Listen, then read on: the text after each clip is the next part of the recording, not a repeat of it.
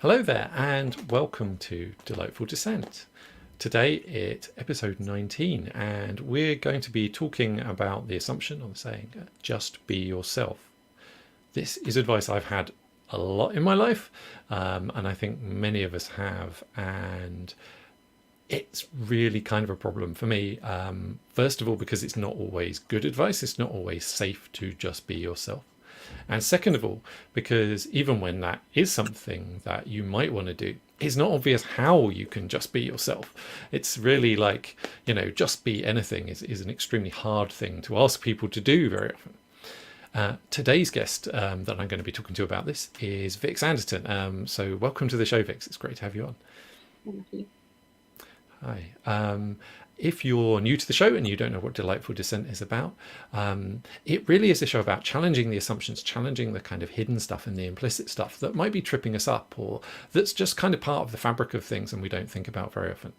I support people doing socially innovative work and changing stuff, and often their work is really about challenging those things, and they're big barriers to what we do, and actually challenging that stuff is quite a hard thing to do.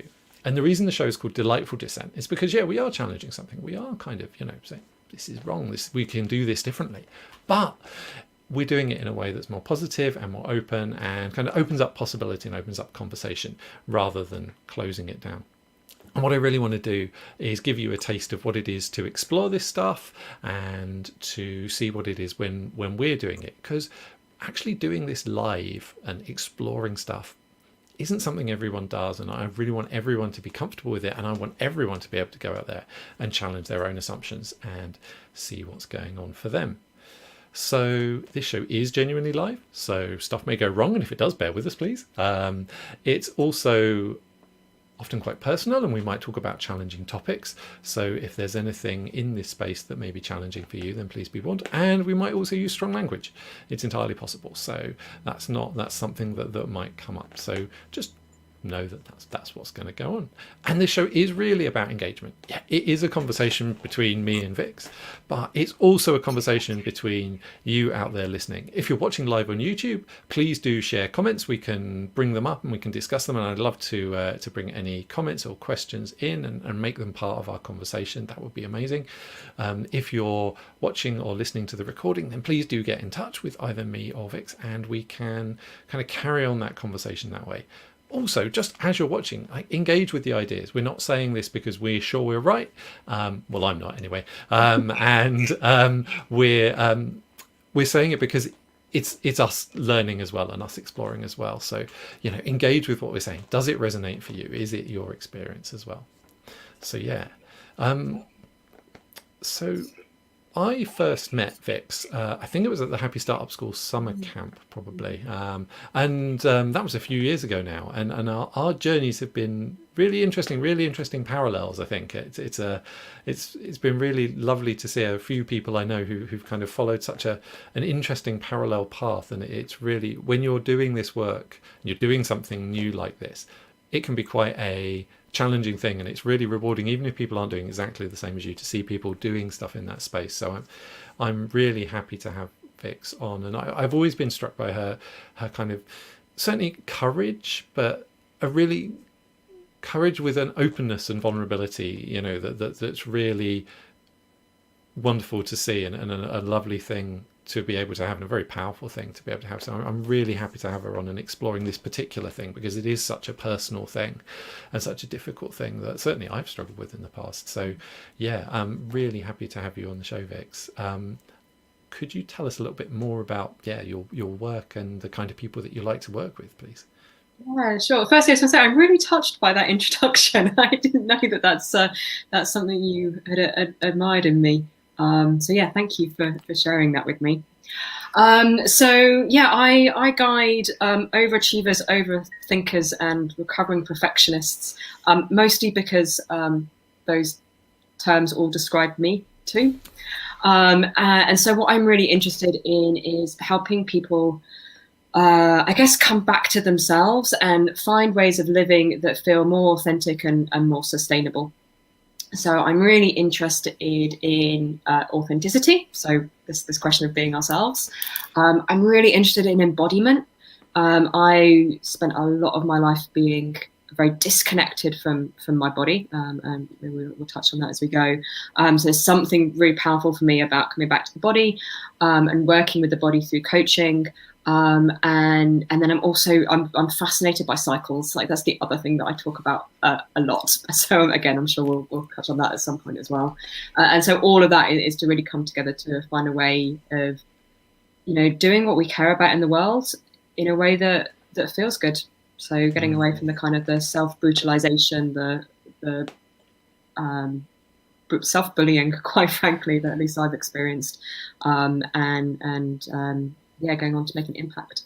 That's amazing. This is one of the things I've certainly, for me, my journey is this idea of duty versus service, and how we kind of, the self-sacrifice versus actually something that comes from a sustainable place. And that's energetic sustainability as much as environmental sustainability. I think for me, they're really big themes. So very excited to get into this. So before we actually do though, have you got a quote or anything that you could share with us to kind of ease us in, give us a bit of perspective on this?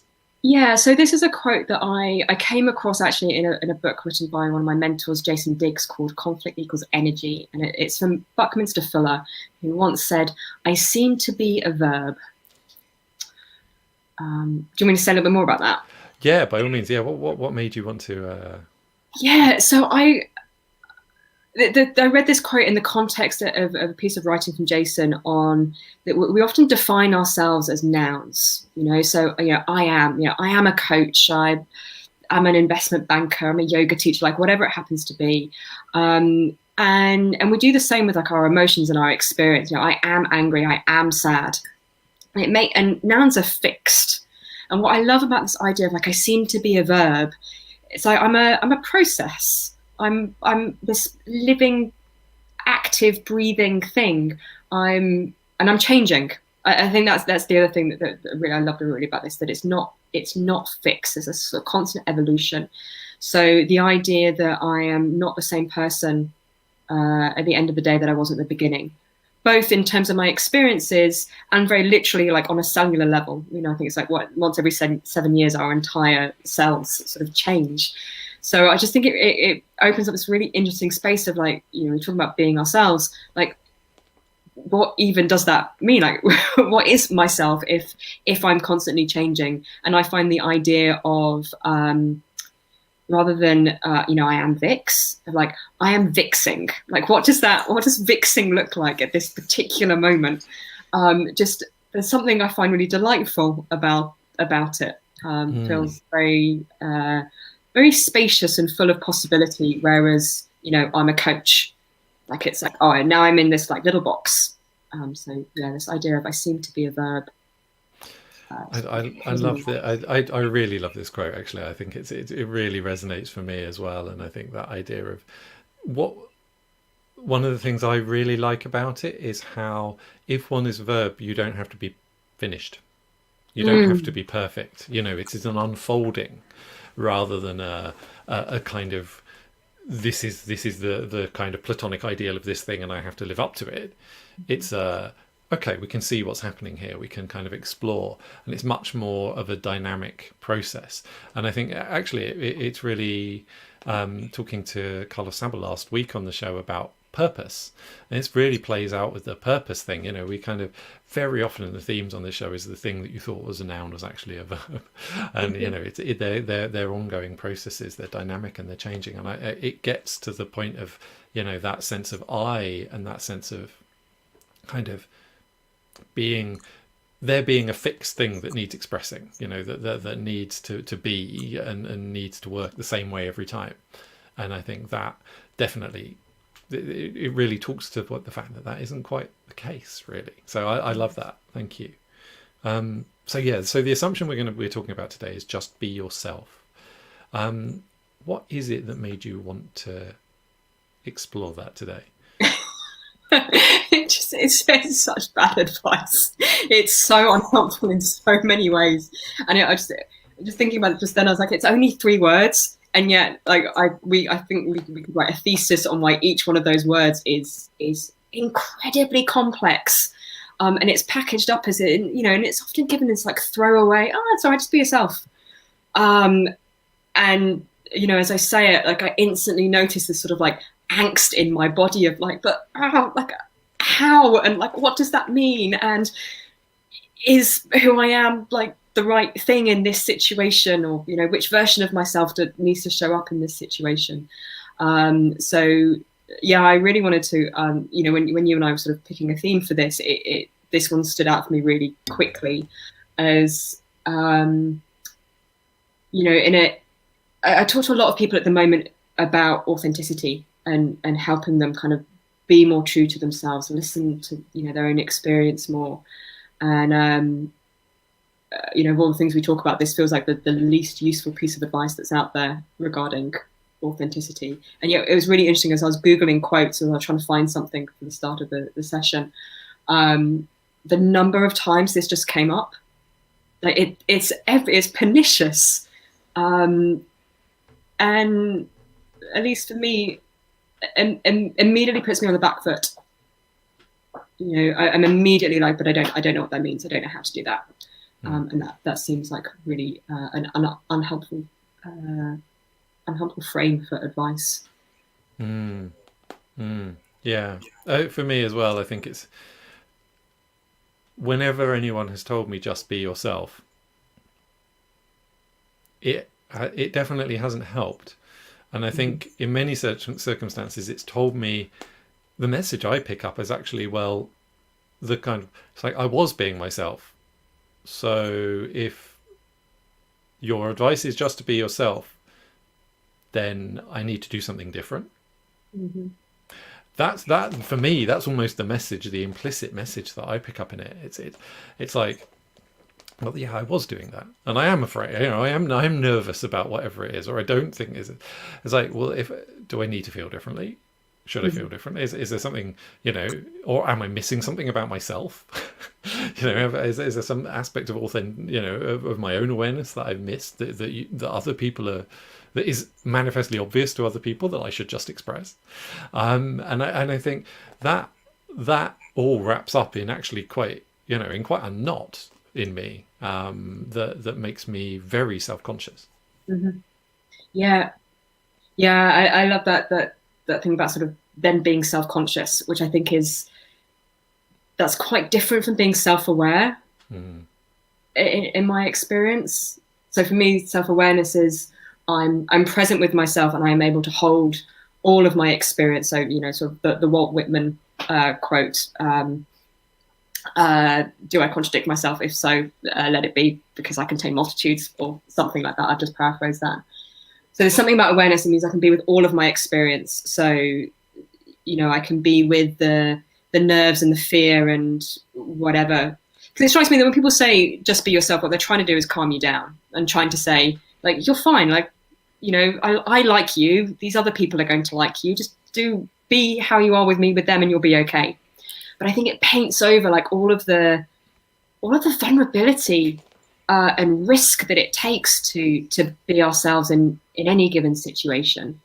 So self-awareness, I can be with all of that in myself, whereas self-conscious is suddenly like I'm seeing bits of those, I'm judging those parts, I'm judging those parts of my experience, and somehow they're falling short. Or I'm definitely self-conscious, I'm in my head. I'm second guessing everything. I'm like, is this the right thing to say? Is this authentic, or is it authentic to do this?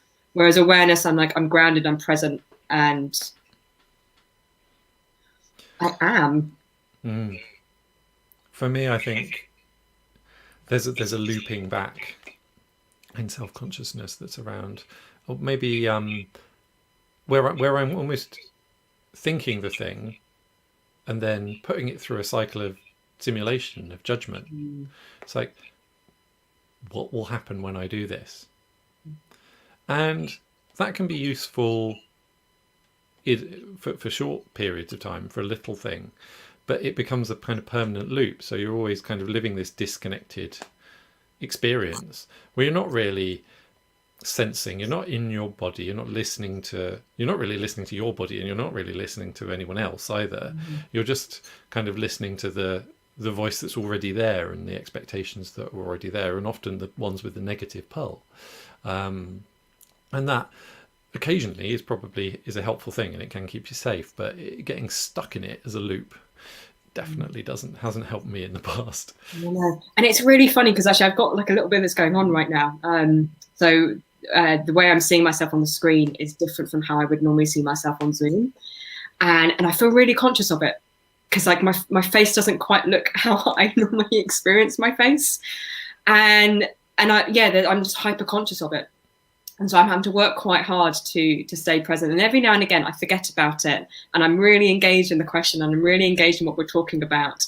And I don't know, at least I hope it's interesting. Something just seems to kind of flow when I kind of can break out of that self-conscious bit and kind of come back into presence. Completely. And I think, on some level, that is what we're saying when just be yourself, isn't it? That's kind of what it's like. So it's if we see it from a positive perspective, it's okay. It's safe to be present and safe to be your kind of undefended, or perhaps undefended might not be the right word, but the kind of an open self, an open version of yourself, and not to do all the filtering all the time. Which does sound like a positive thing. I think some of the time. First of all, I don't think it's always safe. And actually, we need to be conscious and aware that different people and have different experiences, and not every context it is safe to be that at the moment.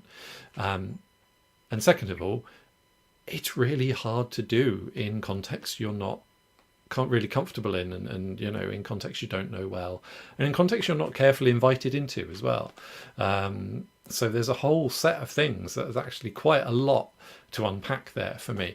Plus, obviously, as we've touched on, what yourself actually means in the first place, that we have to find that in that context, rather than, it's not something you return to in the sense of a fixed point. It's something that you kind of find in the moment. And I think in that, in and of itself, is a really big thing that I'm not sure, certainly for a lot of my life, I never really connected with that. I didn't even know that was there. And so the idea that someone can just do it in any circumstance feels like a very big ask. Yeah. Well, I think, but like it kind of is and it isn't. Like we're always being ourselves, because like I can't be you right now.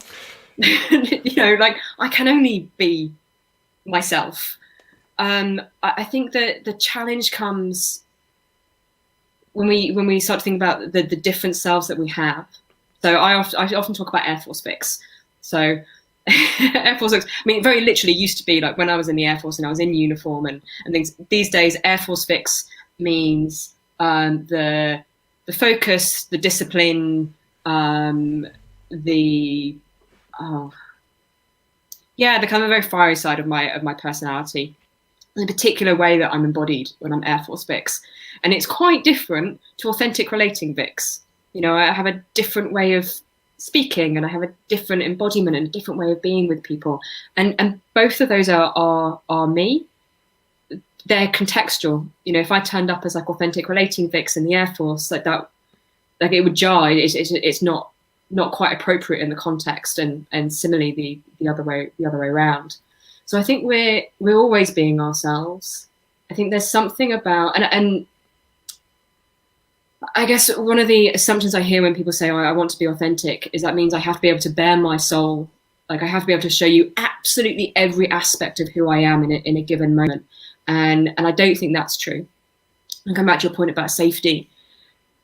I think, we're always making these judgments of like, how much of myself can I reveal right now? How much of myself do I want to reveal right now?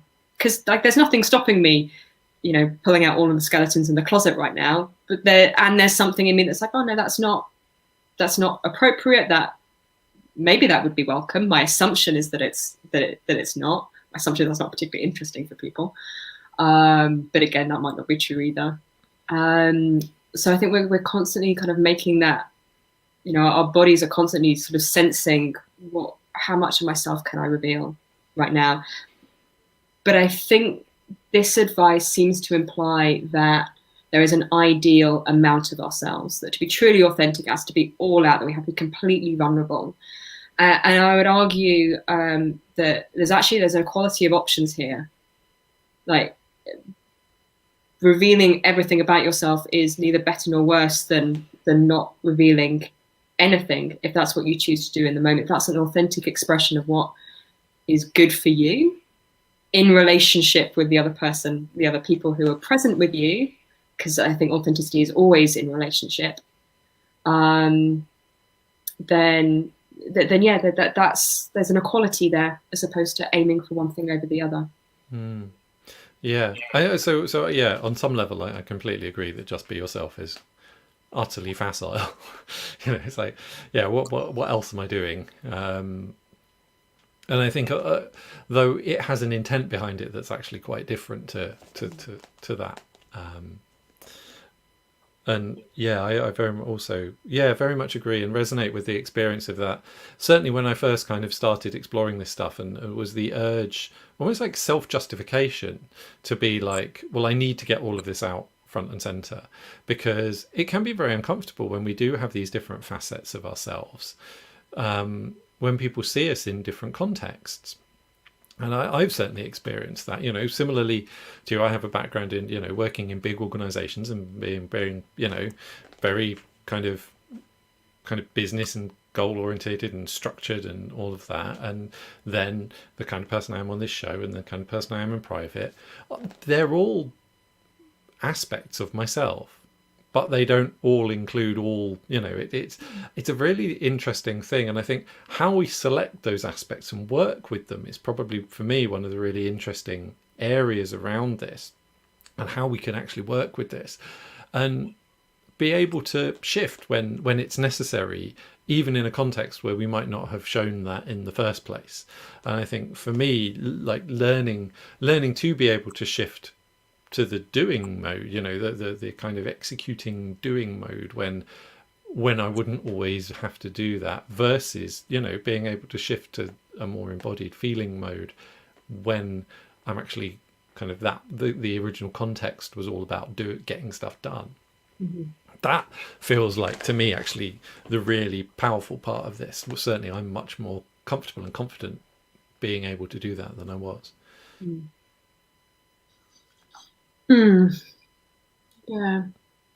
The other thing that was coming to my mind then was the sense of, whilst we do all have these like different expressions of ourselves, and we have different, sort of the doing mode and these other modes that we operate in, there's always a flavor of ourselves, which I think we're often, like a smell we've become habituated to. We can't taste ourselves. I don't really know what the flavor of Vix is, but you have a perception, in your experience of me, there's a perception of who I am, and other people will have that. And so I guess there's something, like, I think it's really hard for us to almost judge for ourselves about how much of ourselves we're being, because we can't recognize that flavor ourselves, and that flavor is different. I imagine my mother experiences me quite differently to the way that you might do, or to the way a client might do, for example, and I think that's okay. I think somehow, I mean, maybe it comes with something like the personal brand kind of narrative that we get now, that somehow we have to be consistent, and I'm like, no, I quite like the fact that I'm a certain flavor of myself with my partner than I am with my mother. It would be incredibly inappropriate if I was the same person. It would be quite strange, yes.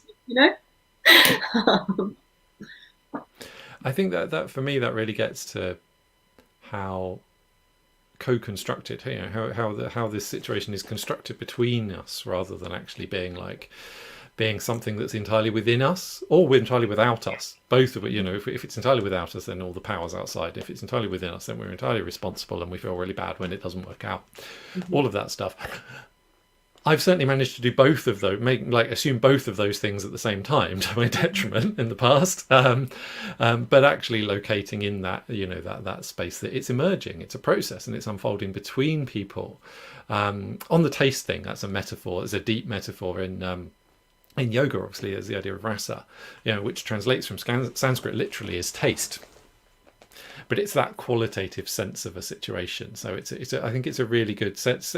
Taste and smell are very different senses to vision, and I think the metaphors that we take from those, actually do capture this stuff in a different way, and really capture the kind of quality of it. But yeah, you're right, entirely. It's, I suppose, if we're, hopefully I'm not stretching the metaphor too far, but to think of it as kind of, ingredients are different in a different recipe. You experience them differently. They're the same ingredient, but they're in a different context with other ingredients and with other different things have happened. So I think maybe thinking about it in those terms is you've got the kind of, you're the ingredient, but the context, the recipe is actually what has a very big influence on the experience of you and your experience.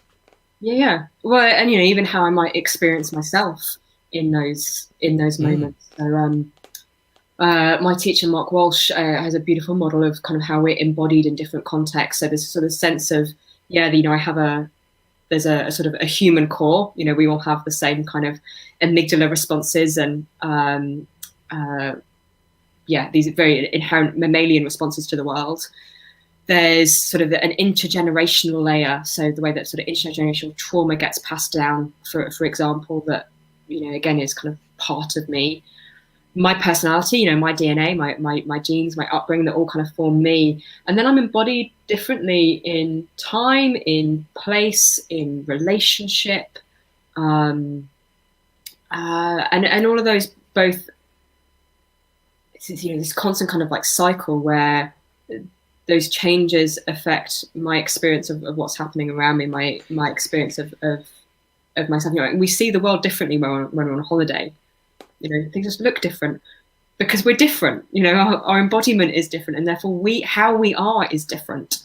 So I really like this idea that we're not static, we're not fixed. There's not kind of one perfect expression of ourselves that we're aiming for. That it is this kind of continual discovery. Like, oh, who am I right now? Who am I in this particular moment? And not to say that we don't have intention, and we can't choose to show up in a particular way.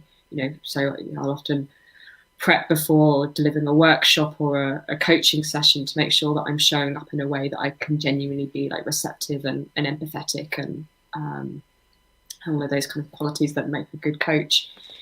So there's an intentionality to it, but also it's a sort of process of discovery. It's exciting. It is. I really like that. I think the idea of it being an unfolding, being an exploration is great. And it's like with what I am aware of what I am now, how do I meet the context? How do I meet the intention well? And I think that's one of the other things I've certainly fallen into, is this just be yourself, is doing the same thing over and over again. Is like, well, this is my role in this situation. And this is one of the really interesting challenges of doing this show, actually, is, I'm kind of host, right? I invite people along, and I kind of came up with the idea and I write some of the stuff. But because it's a very dynamic thing and we're exploring stuff, very often the tables swap, and it works. It's really interesting when that happens, and I want it to happen. But it's like, well, what is my role here with where we are right now in this conversation, in this situation? And that, I think, is a really, really interesting question, and being comfortable with, okay, this is going to unfold, and knowing that there's timing and rhythm, and being aware of repeated patterns. And I've always liked the phrase that history doesn't repeat itself, but it does rhyme, as a guide to you. So you're working at better than trial and error, but you're still not knowing for sure, and you can kind of work with that and play with that. And I think that is a really powerful an enjoyable, for me, increasingly enjoyable situation to be in. But the really big thing for me around this is being comfortable with slowing down, being comfortable with not having to get to the conclusion, not having to know before, and not having to get the words out so they get stuck in your throat, and actually waiting and seeing and sensing into it, feeling into it, and just a little bit, just offer a little bit rather than the whole thing at once. Yeah, I love that theme of slowing down. It's a really big part of the authentic relating practice, and one that I really struggled with for a long time, because there's something quite uncomfortable in slowing down and actually, noticing everything that's happening. At least in my experience, a lot of the time there's a lot of stuff in there that I don't particularly want to notice if I had the choice. But there is something, for me anyway, the more I slow down, the more I am able to be myself, the more I'm able to kind of come back into the present. And again, you're out of sort of the mental constructs and the projections of like, well, who do I need to be, and what would be the clever thing to say, and am I doing it right, and all those kind of questions. And slowing down allows me to notice that those are all present, and then I have choice. The embodied paradigm of awareness and choice is essentially how all this works. And it's very difficult to notice when we're at high speed. If we're constantly rushing into things, if we're rushing through things, and then rushing back out of them, we just life kind of passes us in a blur. Our body sensations are often quite subtle, and we need to be paying attention. And the only way we can do that is with a little more slowness. I think one of my experience of this is I definitely have that kind of pull, fear that I need to get things done and I need to stay kind of do it. And the more I let that be and work with that, my perception of time, it feels like more time is passing. But actually it's not. And it's the busyness, the rush that makes it kind of zoom by. And for me, I actually do just get, I have more time to respond. And I think responding and responsibility is a really big part of this. It's another recurring theme with this show, is that responsibility implies choice, and that if you don't have choice, there isn't responsibility, and we feel responsible to get things done, but we actually have to have a choice in that. We have to be actively making the choice, serving the intention. Otherwise it isn't responsibility, it's something else. Yeah, we're just reacting. And we always have choice. Oh, do we always have to learn? Do I mean that? I think we have a lot more choice in life than we realize. Every time we say, "Oh, I have to," or "I should," or we're sort of ceding away that choice. We're kind of letting it go.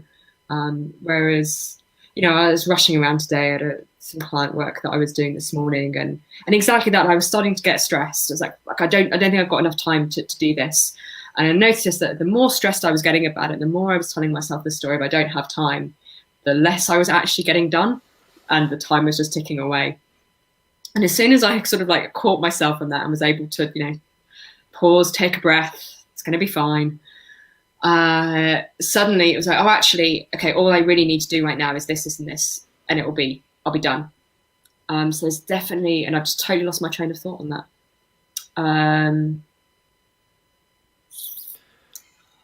The need to get stuff done. Yeah, no, it's gone completely. Yeah, I mean, so I do resonate with I think where you were going with that, because that rush, it does actually make things. I get less things done, and I definitely get into a kind of almost like a just thrashing about, not doing anything, eventually, and for me, it does take intention to realize I'm going in that direction and say, okay, what's going on here? Because that was, I spent a lot of my life kind of certainly. I know this relates interestingly to the choice thing and the available choice that we have. Is I think it's true that there are always different degrees of freedom out there and out there that we could take. There always are. But what is actually available to us to take is different, and so it might be that there's the choice out there, but is it something that we are aware of, and is it something that we have something to be able to work with that? And I think both of those things are really necessary to be able to do that. And so it's definitely true that we have far more degrees of freedom than we could possibly imagine, and we're always perceptually filtering everything. You think about we're what's making it to consciousness is by some estimates somewhere between 1/20th, 1/40th of the amount of information that's actually coming into our senses all the time. And you kind of know that when you suddenly become aware of something, and it won't go away, but it was there forever, like an like a little uncomfortable thing, and you're like, and you're kind of dimly aware that was there for ages. And we're filtering so much of that stuff. And so part of me is this is why awareness and getting into our embodied sense is so key to all of this, is that we can actually decide what is helpful to filter out and what is helpful to bring to the surface and work with. But we can only do that if we engage with it. And that's what allows us to make a choice. Yeah, absolutely. And I guess where I was trying to go before was, sort of the Viktor Frankl kind of idea that, even in the most extreme circumstances of our liberty being taken from us, and in his case in the concentration camps, of literally losing his identity, there's still a sense of like we still get to choose what's happening on the inside, and I think we do often. I mean, it's hard. That's a hard choice, which I guess also kind of brings us to this idea of skill in this. The bit that I think actually sits between awareness and choice is skill, is range, the ability to do something different. It's all well and good having choices out there, but if because of your patterning, your behavior, your viewpoint, you're not able to do something different, then that's not actually an available choice for you. There's something here about how we practice being able to do something different. If I want to be able to shop in a different way, how do I practice doing that? And I think what's really interesting for me is that different people have this skill in different contexts, and my own experience, and actually a lot of the people that I like talking to and working with, often have these different backgrounds.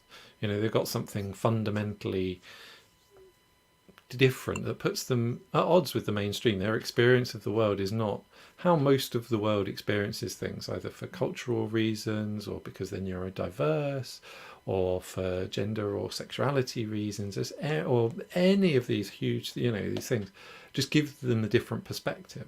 And one of the big challenges of that is that a lot of the existing advice, a lot of what's out there, a lot of the opportunities that, for someone who experienced things more like the person that taught them and most of the rest of the world, that their learning experiences, their chances to develop those skills would have worked for them, would have worked for those other people, but they haven't worked for these people because of this difference, because they're experiencing things differently. And then they then have to build that up in their own way. And that's partly related to context. And what happens often in the adaptation and the working with it is that you develop a huge other set of skills, which are sometimes called compensatory skills, and I'm not entirely comfortable with that. But the idea is that you've practiced doing this in a different way, essentially, and that then makes something else really strong and actually makes you really strong in another context. Mm-hmm. And for me, a lot of the work is, okay, well, what context is that? What am I inviting people into? How am I kind of offering this out, this thing that has developed? And I think it's really important to know that skill is quite significantly a function of the support that you get from the environment and how much support you've had from the environment. Mm-hmm. And so it's kind of, on some level, it's an internalized version of privilege. And that's important to know. And I think important for those of us who help other people develop it as well. We're sharing something out, first of all, that we've had a chance to develop. And second of all, that we're in kind of, it's an empowering thing to be able to share that, which is lovely. Yeah. Oh yeah, no, absolutely. Absolutely. it increasingly frustrates me that these are not the skills that are taught in schools, that these are not universally available. And there are things are starting to come. You hear of schools that are teaching kids meditation and things like that, but I definitely didn't learn this until really. I mean, this practice for me has been alive for about 2.5 years. It was actually just after we met at summer camp that I first discovered authentic relating. Just blew my mind. I was like, how the hell did I get to 35 and not have realized some of this before? So yeah, I really wish that we were teaching children more of these skills from a really early age, rather than, because what we teach them at the moment is the opposite. We actively get taught by society to be disembodied. We're taught to sit down and be quiet and be still, and override our body's natural impulses. So much about our culture that denies the wisdom of the body. Philip Shepard's got some beautiful writing on this, and he talks about language and the way that if you're in charge of an organization, you're the head of it. We have headquarters. One of my favorite ones, actually, he talks about the way that cars are designed. So cars mostly have like 2 headlights, which is actually incredibly inefficient if you think about it. Like, it'd be much better for cars to have like a whole bank of lights that went in different directions to illuminate the road correctly. But they look like eyes. And we like to make things look like humans, like human faces. There's this sort of like continual reinforcement about how important it is to think and to be in our heads rather than in our bodies. And so, yeah, that takes time and effort and resources to be able to learn to do something different. And I think for me, the really important thing is that is kind of co-constructed, the learning is. And my exploration of this, if you're out there listening to this and you're thinking, okay, this is something I want to kind of engage with, I want to do, is actually, for me, one of the best ways to do it has been to support other people in developing it as well, and to do it. And that it's a co-creation as well, that you're inviting people in to explore a space rather than it being like, telling people how to do a thing. And this show is actually an example. I get people on who know at least as much as I do about any of this stuff. And those are the people that I'm interested in speaking to, because it is a chance for me to explore. It's not like, and hopefully it's a chance for you to explore as well. So it becomes its co-creation. But I think my experience certainly is I'm actually very sensitive to when people are in or out of embodiment. And the effect of that is that it drops me in or out of embodiment. It's much easier to be in myself and aware and in my body when I'm around other people who are in the similar situation. And it's much harder when people are in their heads. I just get pulled up into my head and lose that. But if we actually want to change that and create that, then we can work on that with other people as well and move in that direction. And I think the thing being a process is actually a part of that. I really like, that discovery process, the self-discovery process, is actually a discovery process in context that you can hold with other people and start kind of create with other people. I think certainly the way I thought about it up until very recently, that wasn't my way of thinking about this kind of thing at all. Yeah, no, I would completely agree with you on that. That I think you even just look at like the literature, we talk about self-development and self-improvement, and that there's very little reference to like how we do this in relationship.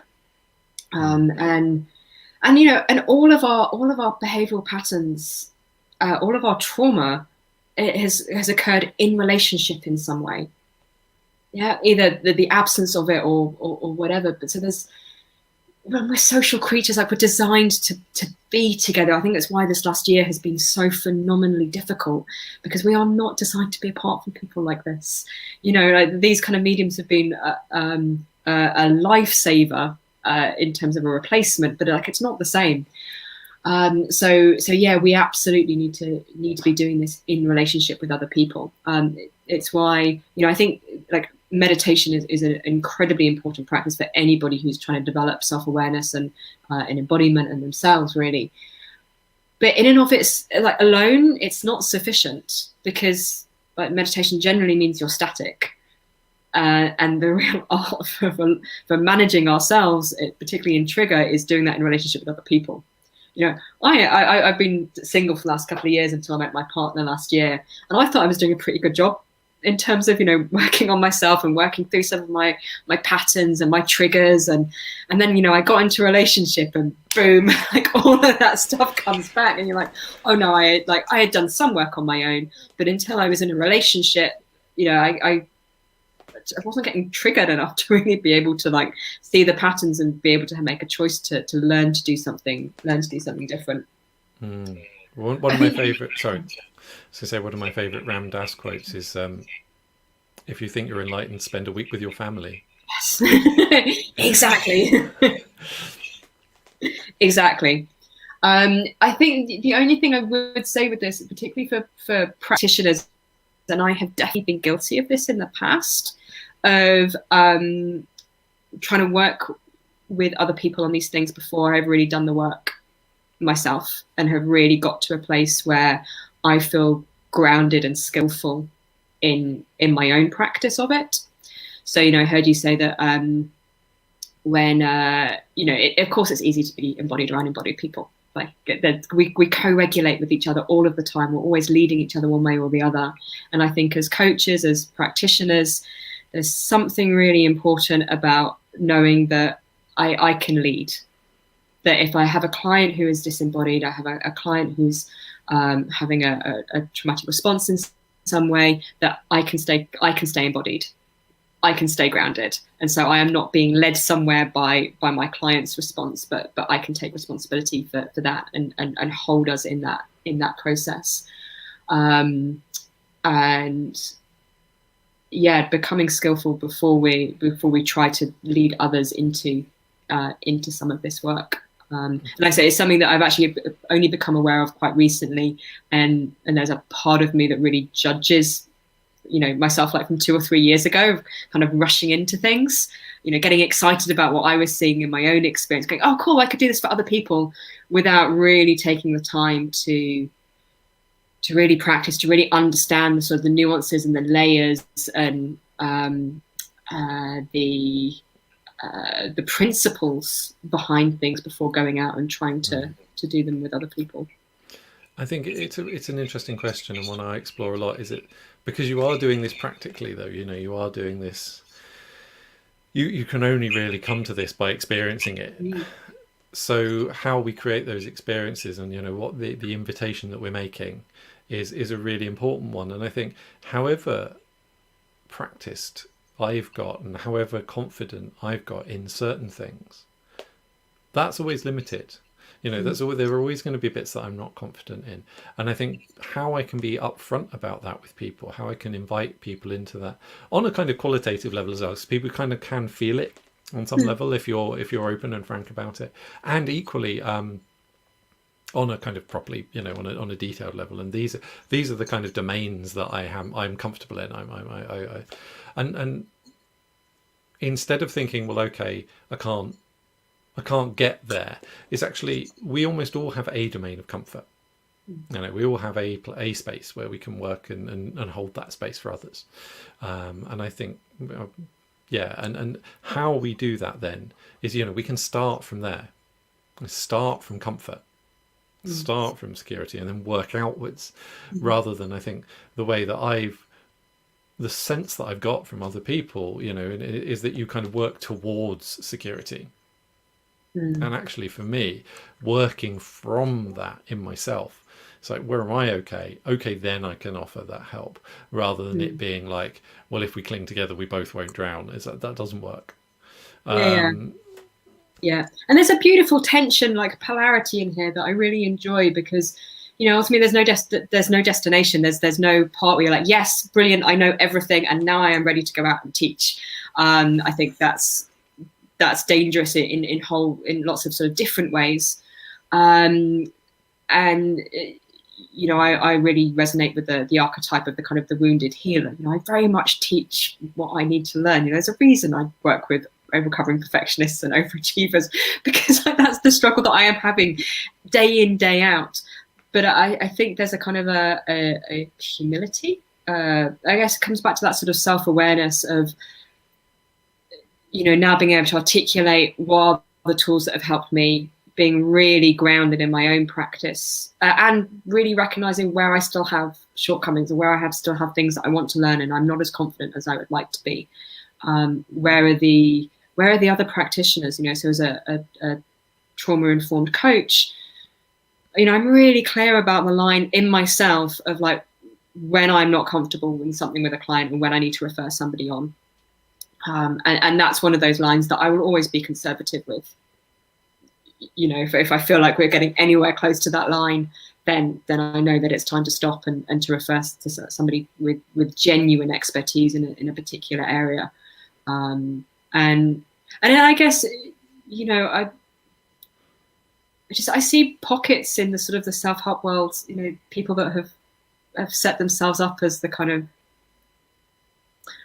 almost kind of the sort of guru status, but yeah, who at least seem, the perception I have of them is that they are not aware of their own, the limits to their expertise. And that feels really dangerous in some of this work with people.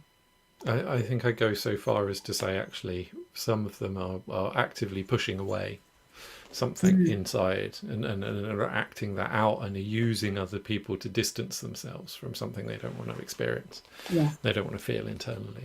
And I think for me, if it, we're all imperfect, we all make mistakes, we were all probably doing this on some level in much of what we do. We're not enlightened being, we're not all Buddhas.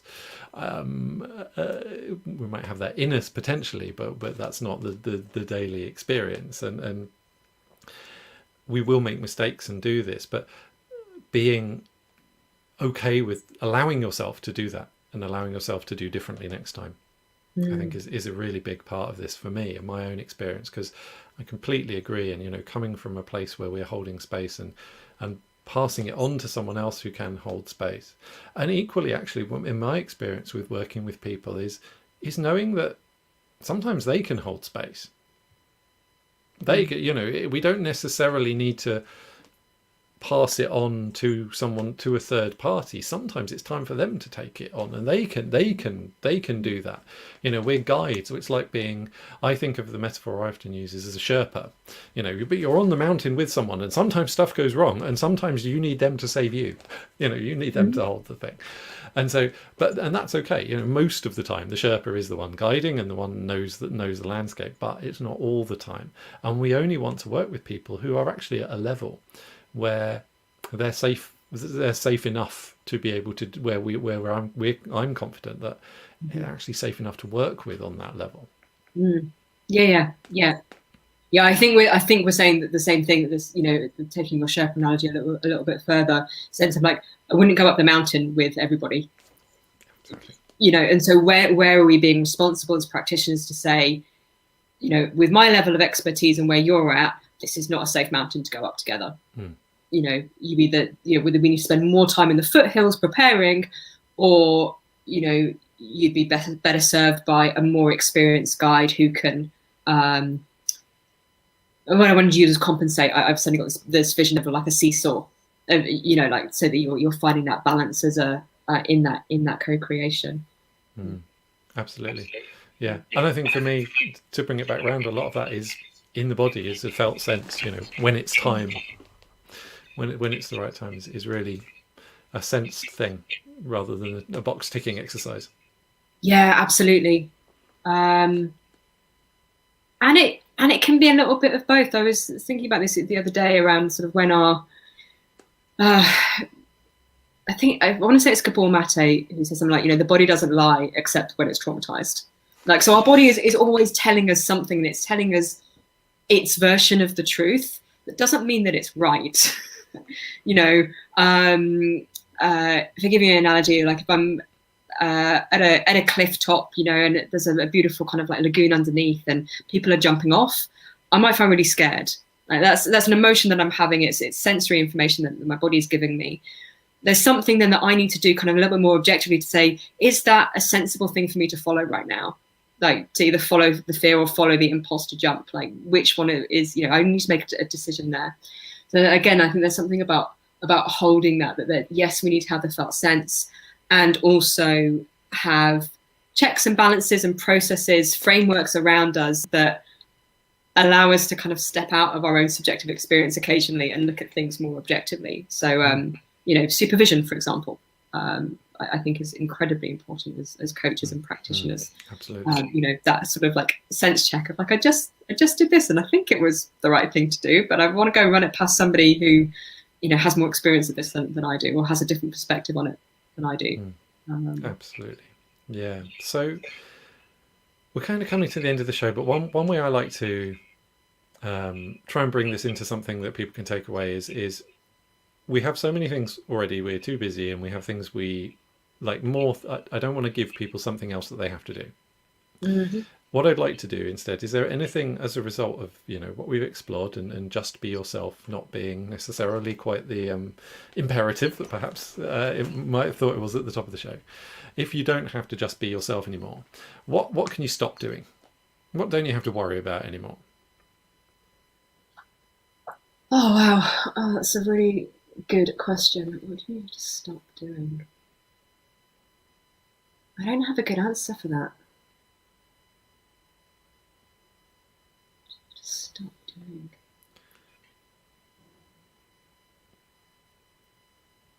I think for me,